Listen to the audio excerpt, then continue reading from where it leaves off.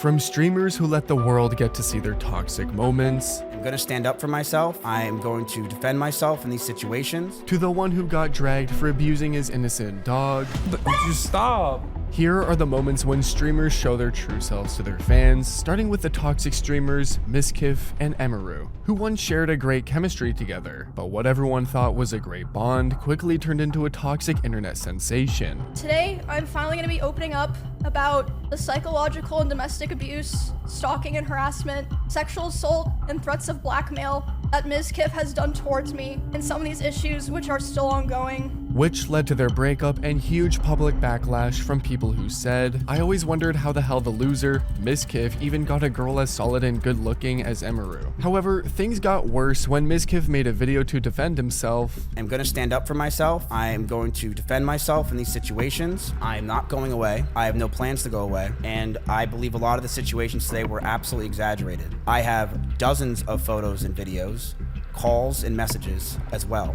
And days later, he sued his ex for defamation over sexual abuse allegations, trying to rebuild his image. And at the time of this video, nothing much had been done about their case, but it still had fans saying, Mizkif suing Emiru is exactly what Emiru wanted him to do, and she even said so in her original allegations. What really surprises me the most is that Mizkif was stupid enough to fall for it. Mizkif and Emiru proved that even the best looking duos can turn into the internet's most toxic storm. But while they blurred the line between content creation and exposing their private lives in the most toxic ways, the next streamer on this list would be the streamer with an unhinged attribute. At first, fans thought XQC was just outspoken, but as time went on, he developed wild attributes that almost ruined his streaming career. Everything really blew up in the summer of 2025 when XQC called out Kai's close friends, Reggie and Rakai, for view botting and having strange spikes in viewers while the chat stayed quiet.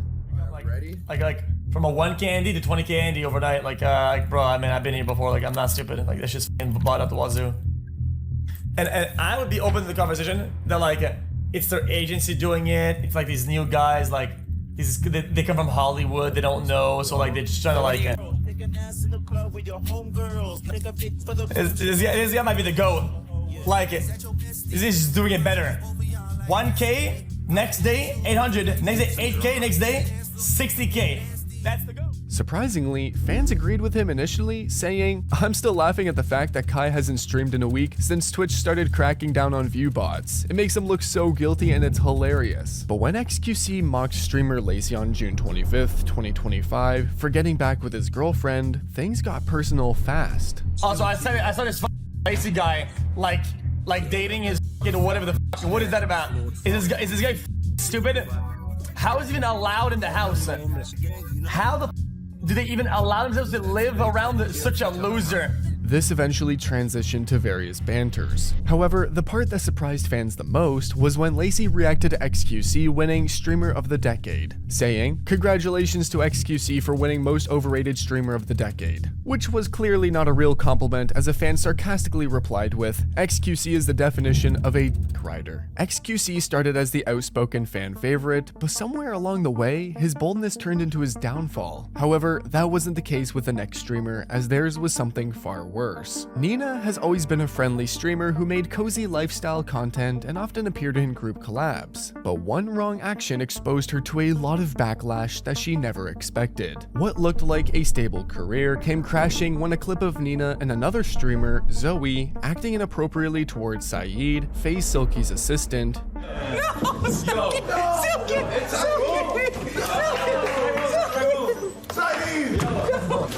Take all of this off. Take it off. Hey, yo, cut the cameras, cut the cameras. Yo, cut the cameras, bro. Don't do your... Look at my Louis Vuitton store. which immediately got people saying if roles were reversed, it would be taken more seriously. Seeing that fans were already upset with her, Nenah denied assaulting Saeed, saying, "So what if he says, I feel like you did something wrong?" No, so the whole Saeed thing, no one essayed Saeed. That's why today I was actually looking for Saeed. I was gonna talk to him and be like, you definitely felt disrespected as a person. Me, I take accountability what I do. If you did ask felt disrespected, I didn't know. So you gotta let me know. If you did, I will always apologize. I mean, that's just normal people. But for him to walk around and say all that crazy shit, you never think about what Saeed's thinking too, though. Like, who wants to walk around being called that? That's embarrassing for him as a guy. However, when everyone thought everything was about to subside, Disguised Toast's old clip with Nenah allegedly assaulting him resurfaced. Okay, girl. No, Nenah. Oh my. This particular clip stirred up a lot of criticism, and it was at this point that Nenah found the need to publicly apologize. This situation, what I'm talking about, has nothing to do with YPG, none of that. So I don't want to hear his name, but it only has to do with me and Saeed. And listen, I'm old enough to own up to what I did wrong.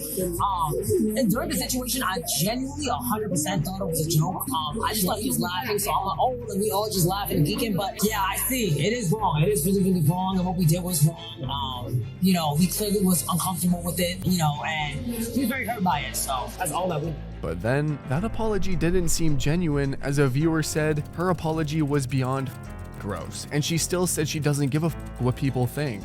Amid the whole controversy, Nenah Lynn was banned, unbanned, then banned again on Twitch after old clips from Disguised Toast emerged. Although right now her channel is back, the controversy remains. Now, Nenah, who was always seen as a warm partner in her team, suddenly became a threat for a possible assault. But while she allegedly faced assault controversies, it was a different story for Hasan B, whose true self was torn apart with something even more disturbing. Before the incident, Hasan was mainly known as a political commentator who spoke strongly about fairness, justice, and compassion. The most inspirational thing for me and the most hopeful thing for me is whenever I attend protests and rallies and things of that nature, seeing solidarity in action out in the real world is some of the few moments of hope that I see. Being surrounded by people that have the same values, recognize right from wrong, recognize that things are not all right at a time when it feels like a lot of people are just like kind of sleepwalking through this process has been very inspirational. He was like the internet spokesman, but when he showed his true self, everyone instantly turned against him. And this happened when a clip about how he treated his dog, Kaya, started spreading online. In the video, Hasan was seen using what many believed was a shock collar on Kaya as he pressed a button the moment he felt she was disturbing. It's the same reason as to why America, Kaya, please just fucking go, just stop.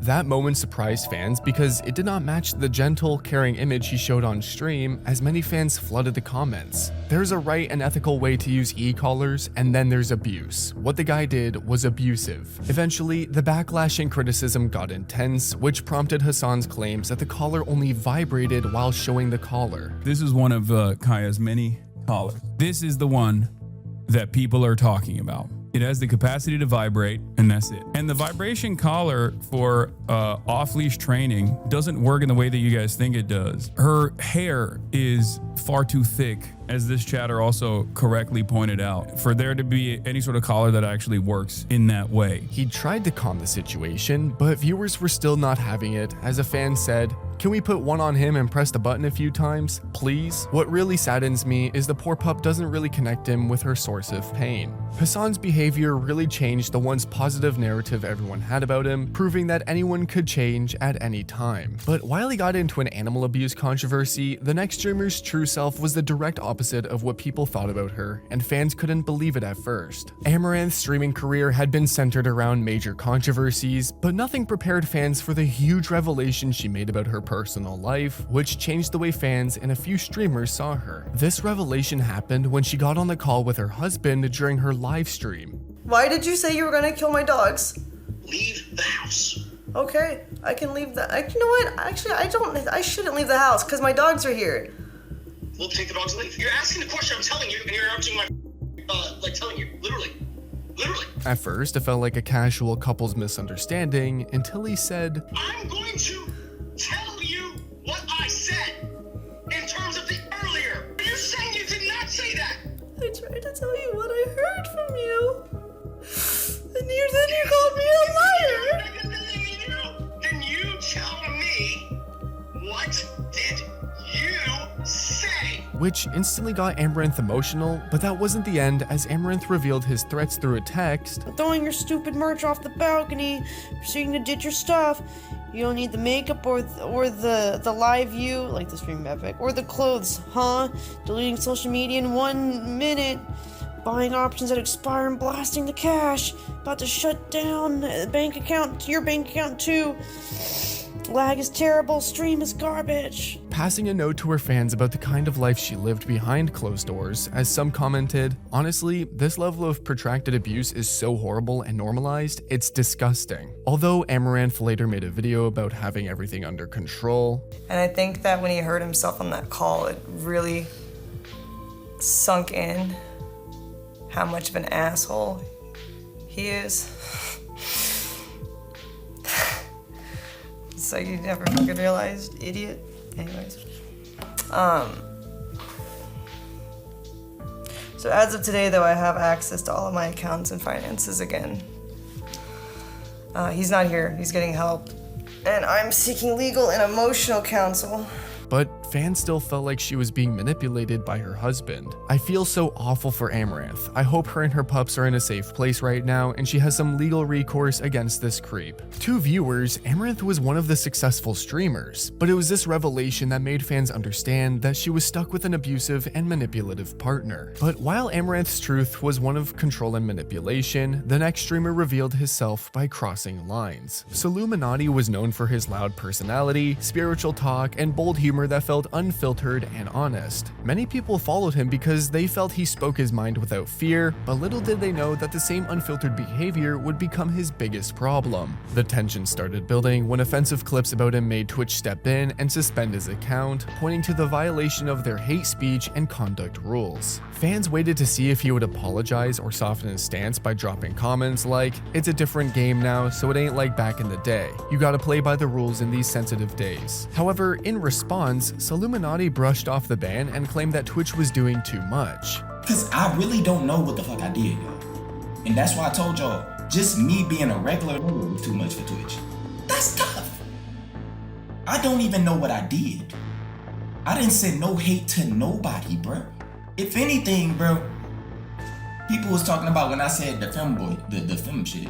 Bro, I asked a question. I still wasn't dissing nobody. He even said that he was being targeted, which got fans saying, "Stay on Twitch and just learn the rules. You'll be straight." It's mainly the words. Once you get that down, everything else is normal. After these ban incidents, Solluminati's brand built on being real isn't always the same as being right. However, that was not the same case for the next streamer on our list, as she used her influence to enable controversies and ended up receiving multiple backlashes. The whole controversy started when QT made some remarks during a Twitch stream with Emily Vanilla Mace and KDB saying, "I collab with Lacey. Lacey makes some homophobic jokes sometimes that I am not comfortable with the homophobic jokes Lacey has made. Lacey knows that he can't make those jokes around me. Does not mean that I am homophobic. Believe it or not, everybody. You are not who you associate with. Like, shut the f up. You're like, you don't build bridges by burning them." And in response to what she said, an ex-user tweeted, "KT, when your BF Ludwig has a gay card and was at TwitchCon making fun of queer people, and when your new besties from FaZe that you are obsessed with are homophobic and transphobic on the daily, what do you expect us to think about when you are actively associating with them?" QT Cinderella once served as a symbol of togetherness, but just a little slip landed her into a messy controversy. And at this point, fans wanted an honest response, but that was when QT showed her true self, firmly saying, "You guys can believe what you want to believe, I understand, but you're not allowed to coach me and say like, that's not right, that's not what you like, just because I don't act the same way you act, you're not allowed to like coach me through that, because at the end of the day, I am somebody that's like, bitch, I'm an ally. Like, And I know where I'm not at. homophobic. That's Everybody and I knows know I'm where not I'm at. homophobic. These remarks showed how much she protected her friends despite being involved in misconduct, and it really pissed her fans off as they quickly commented, "I'm so disappointed in her, she was my favorite streamer, but being comfortable around people who are actively homophobic and racist is showing her extreme privilege." Everyone called the FaZe Clan, an entertainment organization, homophobic because of this situation, and at some point, everything escalated so much that QT Cinderella's friends turned their backs on her, as Lacey says, Cutie said something where Cutie was right. Vanilla agreed with it, and then because of the lashback and hate she got from her community, she caved in, went live, and now is throwing Cutie under the bus.